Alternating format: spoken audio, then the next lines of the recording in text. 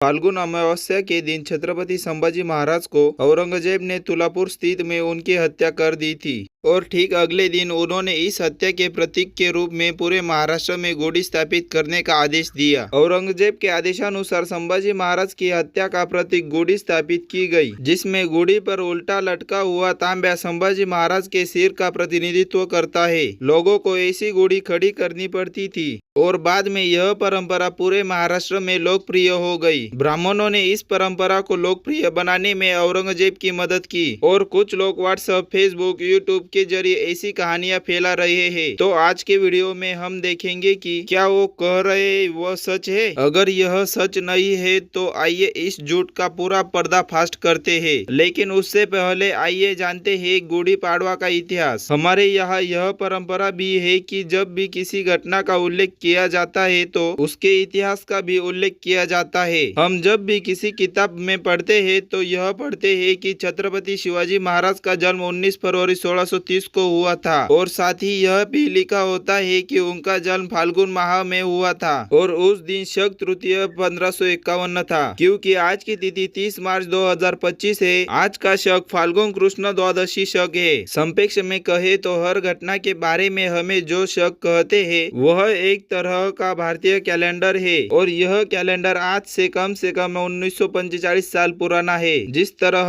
हम अपने दैनिक जीवन में ग्रेगोरियन कैलेंडर का उपयोग करते हैं, यानी जनवरी, फरवरी आदि, जो आज 2025 साल पुराना शक भी एक कैलेंडर है। और शकों की तरह ही गुड़ी पाड़वा का इतिहास भी हमें बताता है कि महाराष्ट्र पर सबसे लंबे समय तक शासन करने वाला सातवाहन राजवंश था। सातवाहनों ने महाराष्ट्र पर 460 वर्षों तक शासन किया। महाराष्ट्र के साथ साथ वर्तमान गुजरात, मध्य प्रदेश, कर्नाटक और तेलंगाना के कुछ हिस्से भी सातवाहनों के राज्य में शामिल थे। लेकिन भारत पर आक्रमण करने वाला शकानी भारत आने के बाद सातवाहनों का बड़े पैमाने पर नाश हो गया। सातवाहनों ने वर्तमान महाराष्ट्र में बहुत छोटे क्षेत्र जैसे सातारा और पुणे पर शासन किया था। 78 ईस्वी में सातवाहन वंश के 23वें राजा गौतमीपुत्र शतकर्णी को शक राजा नहपान ने नासिक के पास गोवर्धन क्षेत्र में पराजित किया और इस युद्ध में स्वयं शक राजा भी मारे गए। एक बार फिर इन सभी क्षेत्रों में शकों की हार हुई और सातवाहन शासक के रूप में स्थापित हुए और इस जीत के प्रतीक के रूप में अगले दिन पूरे महाराष्ट्र के लोगों ने अपने दरवाजों पर विजय के प्रतीक के रूप में गुड़िया खड़ी की। उस दिन गौतमीपुत्र शतकर्णी ने एक नए युग की शुरुआत की, क्योंकि वर्ष ईस्वी सन 78 रह गया है। यदि हम 2025 जो कि वर्तमान ग्रेगोरियन कैलेंडर है इसमें से 78 घटा दे तो आने वाला वर्ष शालिवाहन शक होगा।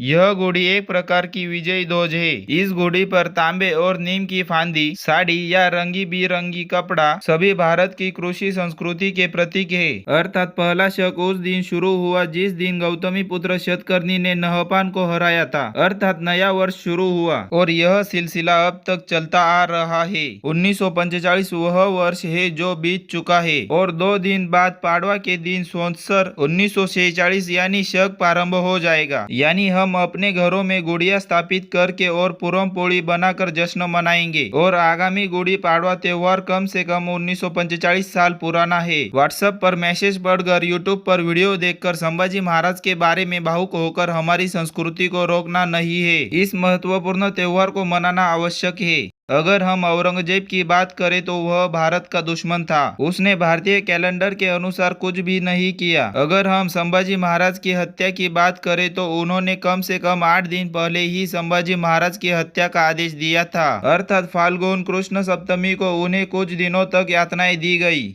और फिर उनकी मृत्यु हो गई। वह दिन फाल्गुन अमावस्या थी और उस दिन पाड़वा नहीं था। यह पाड़वा के एक दिन पहले का दिन था और यह एक शुद्ध संयोग था। दुनिया में जो लोग सृजन करना पसंद करते हैं उन्हें भी ऐसे संयोग पसंद आते हैं। उस महाराष्ट्र को जीतने के लिए औरंगजेब 26 साल तक लड़ता रहा पर भी वो जीत नहीं सका और उस औरंगजेब के कहने पर महाराष्ट्र उनकी आदेशाप्रमाणे गुड़ी पाड़वा त्योहार नहीं बनाएंगे। तो ये एक बालिश कल्पना है। और एक महत्वपूर्ण बात यह है कि गुड़ी पाड़वा छत्रपति के अपने परिवार में यानी सातारा और कोल्हापुर दोनों परिवारों में मनाई जाती है। आज भी ऐसे संदेशों में दावा किया जाता है कि संभाजी महाराज की मृत्यु से पहले कहीं भी गुड़ी पाड़वा का उल्लेख नहीं है। इसे समझाने के लिए कई मराठी दस्तावेजों में संतों की कविताओं में गुड़ी पाड़वा का उल्लेख मिलता है। संभाजी महाराज की हत्या से 40 वर्ष पहले 24 नवंबर 1649 को एक महाराजा ने कहा है कि यदि पाड़वा, चैत्री, पूर्वा और श्रावणी पुनव के दौरान कसरा के घर पर गुड़िया उभारी जाए तो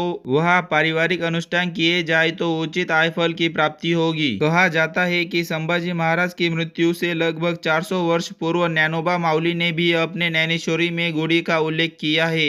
अधर्म का युग टूट गया, दोषों का लेख मिट गया, सज्जनों ने सुख का मार्ग बना लिया। एक अन्य पंक्ति में ज्ञानेश्वर माउली कहते हैं कि मेरे लिए जीत का मौका है, गुड़ी येरू जीवी और सांडी गोटी। इनका कहने का मतलब है कि जैसे कि संत चोखा मेला ने अपने अभंग में कहा है, संभाजी महाराज की हत्या से 200 साल पहले ताली बजाओ, गुड़ी उबारो और रास्ते पर चलो। पंढरी की तुकाराम गाथा में एक अभंग में संत तुकाराम कहते हैं कि गोविंद गोपाला देवनी चपला, हाथ में गुड़ी धारण करके भेजा। इतना ही नहीं बल्कि गुड़ी की परंपरा महाराष्ट्र में ही नहीं बल्कि कर्नाटक में भी बनाई जाती है। महात्मा बसवेश्वर अपनी एक कन्नड़ कविता में कहते हैं कि ओडे यारू बंदाड़े गुड़ी तोरण, और कट्टी का मतलब था बड़ों का आगमन यानी शरण का आगमन, और तोरण का निर्माण गुड़ी उभारून से किया गया था, जिसका अर्थ है कि गुड़ी और गुड़ी पाड़वा का उल्लेख महाराष्ट्र के इतिहास में किया गया है, भले ही इसका लिखित प्रमाण मौजूद न हो। हालांकि यह कम से कम 1000 साल पुराना है। जैसे कि हमने ऊपर बताया है कि उससे पहले शेख राजा नहपान की पराजय के बाद महाराष्ट्र में गुड़ी लगाने की परंपरा रही है, लेकिन आज हमारे पास इसका कोई समकालीन प्रूफ नहीं है। लेकिन इसीलिए गुड़ी पाड़वा को छत्रपति संभाजी महाराज की हत्या से जोड़ना एक तरह से समाज में जहर फैलाने का काम है।